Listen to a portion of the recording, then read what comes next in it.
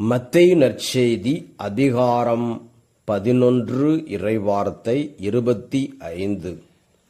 அவ்வேளையில் இயேசு, தந்தையே, விண்ணுக்கும் மண்ணுக்கும் ஆண்டவரே, உம்மை போற்றுகிறேன். ஏனெனில் ஞானிகளுக்கும் அறிஞர்களுக்கும் இவற்றை மறைத்து குழந்தைகளுக்கு வெளிப்படுத்தினீர். இறை இயேசுவில் அன்புமிக்க சகோதர சகோதரிகளே, ஞானிகளுக்கும் அறிஞர்களுக்கும் இவற்றை மறைத்து, கடவுளுடைய மறைபொருளை மறைத்து குழந்தைகளுக்கு ஆண்டவர் வெளிப்படுத்துகிறார். குழந்தைகள் எப்பொழுதும் அப்பா அம்மாவை சார்ந்து இருப்பார்கள். குழந்தைகள் எப்பொழுதும் அப்பா அம்மாவை நம்புவார்கள். தங்கள் மனதில் இருப்பதை எல்லாவற்றையும் பெற்றோரிடம் சொல்லிவிடுவார்கள். எதையும் மறைக்க மாட்டார்கள். அவருடைய உள்ளம் களங்கமில்லாத உள்ளமாக, பரிசுத்த உள்ளமாக இருக்கும். அந்த குழந்தைகளைப் போல நாமும் கடவுளை பற்றி கொண்டு வாழ வேண்டும். அந்த குழந்தைகளைப் போல நம்முடைய உள்ளமும் பரிசுத்தமாக இருக்க வேண்டும். அந்த குழந்தைகளைப் போல எப்பொழுதும் நாம் கடவுளையே சார்ந்து கடவுளோடு நடக்கிறவர்களாக இருக்க வேண்டும். அப்பொழுது ஆண்டவர் நமக்கு வரப்போகிற காரியங்களை, மறைபொருளை வெளிப்படுத்துவார். தானியேல் புஸ்தகத்திலே பார்க்கிறோம், நேபுக்கத்நேசர் அரசருக்கு ஒரு கனவு வருகிறது. அந்த கனவை கேட்கின்றார்.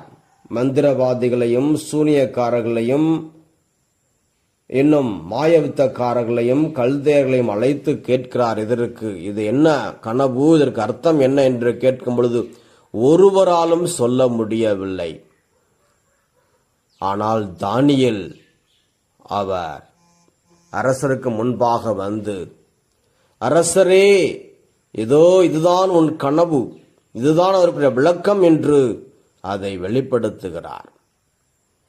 ஆக யாராலும் சொல்ல முடியாத அந்த கனவையும் அந்த விளக்கத்தையும் தானியேல் சொல்லுகிறார் என்றால் அதற்கு காரணம் என்ன? தானியேல் ஒரு குழந்தையைப் போல எப்பொழுதும் கடவுளையே சார்ந்து வாழ்கிறவராக இருக்கிறார். உபவாசமிருந்து ஜெபிக்கிறார். சாதாரண உணவு உண்கின்றார். இறைச்சி உண்பதில்லை. உபவாசத்தில் இருக்கிறார். எப்பொழுதும் ஜெபத்தில் இருக்கிறார்.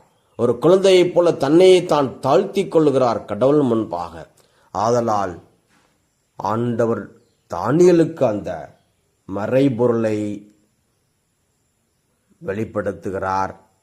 தானியேலும் அரசருக்கு அதை வெளிப்படுத்துகிறார். ஆமன்பார்ந்தவர்களே, நாமும் நம்முடைய வாழ்விலே தானியேலைப் போல நம்மையே நாம் ஆண்டவர் முன்பாக தாழ்த்திக் கொள்வோம். எப்பொழுதும் இறைவனை சார்ந்து வாழ்வோம். நீதிமொழிகள் அதிகாரம் 10 இறை வார்த்தைகள் 30 முதல் 32 வரை. கடவுளுக்கு அஞ்சி நடப்போரை ஒருபோதும் அசைக்க இயலாது. பொல்லாரோ நாட்டில் குடியிருக்க மாட்டார். கடவுளுக்கு அஞ்சி நடப்போரின் வாயினின்று ஞானம் பொங்கி வழியும். வஞ்சகம் பேசும் நா துண்டிக்கப்படும். கடவுளுக்கு அஞ்சி நடப்போரின் சொல்லில் இனிமை சொட்டும். பொல்லாரின் சொற்களிலோ வஞ்சகம் பொங்கி வழியும். ஜெபிப்போமா. நன்றி ஏசப்பா, தர்மியான செய்திக்காக நன்றி. இயேசுவே, நாங்களும் எப்பொழுதும் குழந்தைகளைப் போல உம்மையை சார்ந்து வாழ வேண்டும். ஆண்டவரே, உம்மோடு நடக்க வேண்டும். பரிசுத்த உள்ளத்தோடு இருக்க வேண்டும். ஜெபத்தில் இருக்க வேண்டும்.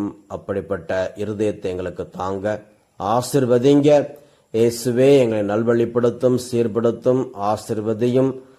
எங்கள் குடும்ப நபர்களை ஆசீர்வதிப்பீராக. நாங்கள் செய்கிற ஒவ்வொரு காரியத்திலும் வெற்றியையும் வளர்ச்சியையும் முன்னேற்றத்தையும் தருவீராக. நன்றி இயேசுவே. இந்த ஜெபங்களை எல்லாம் எங்கள் ஆண்டவர் இயேசு கிறிஸ்து வழியாக உம்மை மன்றாடுகிறோம். ஆமேன், ஆமேன்.